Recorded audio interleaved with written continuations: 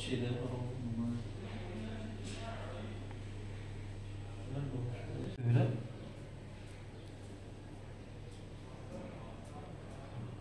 Bacakları o kadar. Bazı noktalar koyuyorlar ya.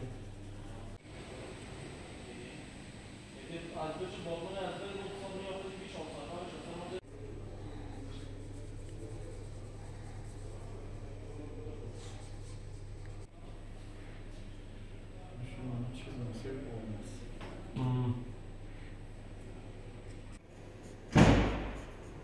Hastane önünde mi?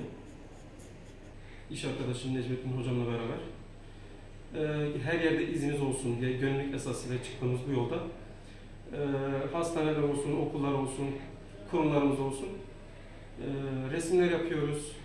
Mesela özellikle çocuk polikliniğinde çocuklarımız artık hastaneden korkmasınlar. Direkt gönül rahatlıkla gelsinler diye bir nebze de olsun sevinsinler diye biz çocuk resimleri yaptık. Özellikle çocuk polikliniğinde. İnşallah diğer yerlerde de iz bırakmaya devam edeceğiz.